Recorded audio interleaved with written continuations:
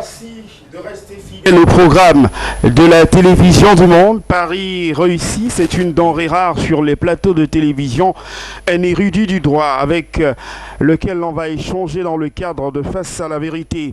Pour divers motifs, certaines formations politiques ont menacé de boycotter le double scrutin municipal et législatif du 9 février 2020 au Cameroun.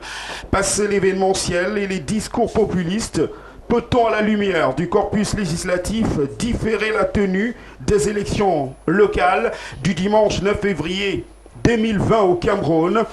On en parle dans le cadre de Face à la vérité avec notre invité ce matin, le professeur James Mwangekobila, agrégé de droit public. Professeur, merci d'avoir accepté notre invitation. C'est un plaisir de venir à LTM. Bonjour, chers téléspectateurs. Alors, professeur, on va donc ouvrir la phase d'échange avec vous. L'actualité au Cameroun sur le plan politique reste marquée par la convocation du corps électoral en vue du double scrutin municipal et législatif au Cameroun. Quelques formations politiques ont rapidement été au fait d'indiquer qu'il est urgent de reporter ces élections municipales et législatives. Professeur James Mwangekobila, peut-on reporter les élections municipales et législatives au Cameroun? La question, en réalité, revient à savoir si on peut reporter les élections législatives et municipales après la convocation du corps électoral. C'est peut-être, et si on la dissèque, cela revient à savoir, parce qu'il faut examiner les dispositions législatives en la matière. La loi le portant code électoral prévoit en son article 164 concernant les législatives que les candidatures font l'objet dans les 15 jours suivant la convocation du corps électoral d'une déclaration en triple exemplaire. Revêtue des signatures légalisées, cette déclaration est déposée et enregistrée contre les récépissé à la Direction générale d'Elections Cameroun ou au niveau du démembrement départemental d'Elections Cameroun de la circonscription concernée. Copie en est immédiatement tenue au Conseil constitutionnel. Vous voyez bien qu'on dit cette déclaration est déposée contre récépissé et les candidatures font l'objet d'une déclaration dans un délai de 15 jours. Même chose pour les municipales où on a l'article 181 du même code électoral qui prévoit que les candidatures font l'objet, dans les 15 jours suivant la convocation du corps électoral, d'une déclaration en croix exemplaire. Alors, s'agissant du report des élections, le report des élections, précisément, pouvait donc se faire avant la convocation du corps électoral, et ça a été fait plusieurs fois avant la convocation du corps électoral, suivant les dévolutions du pouvoir prévues par la loi et par la Constitution, dont le chef de l'État a pu exercer ses prérogatives constitutionnelles et légales qui lui permettaient de reporter les élections municipales, et il est passé par le Parlement pour faire adopter des lois qui ont permis de repousser les élections législatives. Mais maintenant que le corps électoral est convoqué, il est difficile d'imaginer qu'on est en plein processus électoral. Et il est difficile d'imaginer que l'on puisse, pendant qu'on est en train de jouer, arrêter le match parce que tel ou tel joueur ou telle équipe estime qu'elle ne s'était pas bien préparée ou pour telle autre raison. En réalité, lorsque l'on entend par exemple que certains candidats ont saisi le Conseil constitutionnel pour solliciter le report des élections, on saisit l'ECAM pour demander un délai supplémentaire de tel nombre de jours, c'est très étonnant parce que cela revient en réalité à demander soit de changer la loi pendant le processus électoral. Vous voyez bien que c'est matériellement et techniquement impossible. Et ou alors cela revient à changer le décret convoquant le corps électoral alors que le processus électoral est déjà lancé. Professeur, je voudrais Oui. vous relancer sur les motifs brandis Oui. par certaines formations politiques. Vous parliez d'une rencontre qui est déjà en cours. Le tireur de pénalty, très connu au Cameroun, avait lui évoqué le motif de la crise dans les régions du nord-ouest et du sud-ouest du Cameroun pour souhaiter, entre autres, le report de ces élections municipales et législatives. Est-ce que ce n'est pas un cas là de force majeure qui peut évidemment entraîner un report de ces élections malgré la convocation du corps électoral au regard du corpus législatif au Cameroun?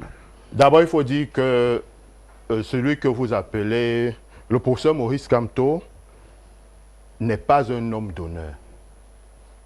Il n'est pas un homme d'honneur parce que, au terme de l'article 2, de l'alinéa 2 de l'article 122 de la loi portant code électoral, la loi de 2012, la déclaration de candidature à l'élection présidentielle est accompagnée d'une déclaration sur l'honneur par laquelle le candidat s'engage à respecter la Constitution. Or, l'article 50, alinéa 1 de la Constitution, prévoit que et pose que les décisions du Conseil constitutionnel ne sont susceptibles d'aucun recours. Qu'elles s'imposent aux autorités administratives et militaires, ainsi qu'aux juridictions et à toute personne physique et morale.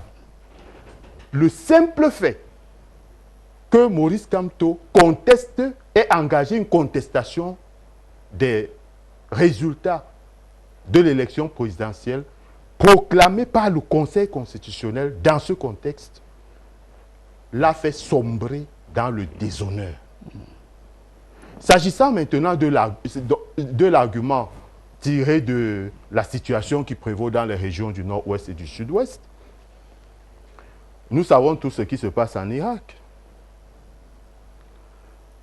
Mais les élections législatives se sont déroulées en Irak au mois de mai 2018. Et une élection présidentielle s'est déroulée en Irak au mois d'octobre 2018.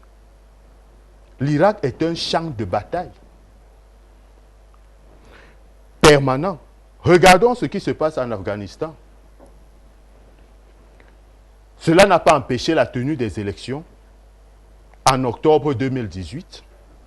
Prenons même un grand pays, apparemment l'un des plus grands, sinon l'hyperpuissance mondiale par excellence, les États-Unis d'Amérique, qui ont été victimes en 2001, le 11 septembre, d'une attaque terroriste d'une ampleur sans précédent dans l'histoire de l'humanité. Les États-Unis ont été attaqués, les institutions américaines, y compris le ministère de la Défense, a été attaqué au niveau de la capitale. Mais cela n'a pas empêché la tenue des élections législatives et sénatoriales, des élections de gouverneurs l'année suivante. Donc je pense que c'est un argument qui est un argument de façade. Cela ne correspond pas aux motifs réels. Et si vous voulez les motifs réels, je pourrais vous les donner. On va en parler à la fin de cet échange avec vous, professeur James Mwangeko Bila, mais parlons des autres motifs évoqués par d'autres formations politiques. Je vais prendre le cas du parti de Paul-Éric Kinguer, le mouvement patriotique pour un nouveau Cameroun, ou le parti de Cabral Libi, en l'occurrence le parti camerounais pour la réconciliation nationale, qui ont souhaité un délai supplémentaire de 15 jours à Election Cameroun pour pouvoir déposer les dossiers de candidature et conditionner leur participation à ces consultations électorales, à cette requête-là. Est-ce que la loi au Cameroun permet d'accorder ce délai supplémentaire de 15 jours pour le dépôt des dossiers de candidature, tel que l'exigent ces formations politiques de l'opposition? Absolument pas. La réponse est immédiate et négative. La loi ne le permet pas. La jurisprudence confirme que la loi ne le permet pas. La jurisprudence électorale, que malheureusement très peu de candidats aux élections et que très peu de leaders politiques connaissent, prennent le temps de s'approprier. Parce que, évidemment, leur demande, cette demande de report de 15 jours du délai correspond en réalité soit à une demande de 15 jours supplémentaires pour régulariser leur dossier de candidature qui ont déjà été déposés, mais qu'ils savent être incomplets ou qu'ils savent que ces dossiers comprennent des pièces inappropriées, qui ne sont pas conformes aux exigences de la loi, ou alors cette demande correspond purement et simplement à une demande de dépôt tardif du dossier de candidature après l'échéance fixée par la loi. Rappelons que c'est le code électoral qui fixe le calendrier électoral de manière détaillée et précise à partir du décret de convocation du corps électoral. Et le Conseil constitutionnel a eu l'occasion de statuer dans le 28 mars 2013 dans une affaire RDPC contre Elekam. Et le Conseil constitutionnel a dit pour droit qu'il n'y a pas de régularisation postérieure de dossier de candidature après le dépôt. C'était contre le RDPC. Tous ceux qui suivent l'actualité politique au Cameroun savent que Elekam, que certains se complaisent à présenter comme étant inféodé au RDPC, Elekam a rejeté des dossiers, plusieurs dossiers de candidature du Rassemblement démocratique du peuple camerounais à l'occasion des élections sénatoriales de 2013. Et au point où le RDPC a assigné Elekam en justice, et le RDPC a perdu le procès. Ensuite, on a une autre jurisprudence qui remonte à 1997 dans l'affaire Bonougou et Tondi-Jean. C'était un candidat de l'UFDC qui a amené le juge électoral à poser le principe cardinal du caractère impératif du délai de dépôt des candidatures. Donc, il n'est pas possible de décaler le délai de dépôt des candidatures. Alors, on va sortir de cette phase d'échange avec vous, professeur Diams Mwangeko-Bila. Vous parliez tout à l'heure, évoquant les motifs de certaines formations politiques comme étant des motifs de façade. Des motifs fallacieux. Un érudit du droit. Quels sont les motifs profonds? En réalité, s'agissant de Cabral-Lévy, je pense que le président, M. Cabral-Lévy paye un peu le prix de son inexpérience politique parce qu'il n'a jamais eu à affronter des échéances électorales du type législatif et municipal. Donc, il ignorait la complexité de la composition et de la constitution des dossiers de candidature. D'accord. Et il paye aussi un peu le prix de la rupture de l'alliance avec le parti politique Univers, qui lui avait déjà une expérience en la matière. D'accord. Et il paye le prix de son alliance tardive avec telle ou telle autre formation politique. Et pour terminer? Et s'agissant de Maurice Kamto, il suffit de regarder, de relire les explications que le président du MRC avait données lorsqu'il a boycotté les élections sénatoriales de 2018.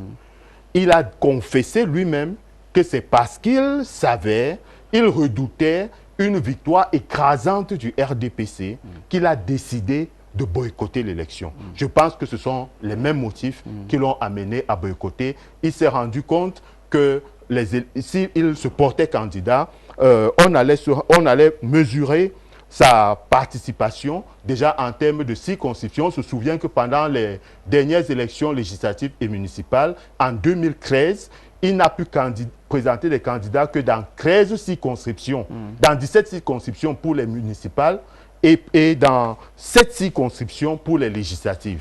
Et que comme résultat, il a eu 0 mairie sur 360 et un seul député sur 180.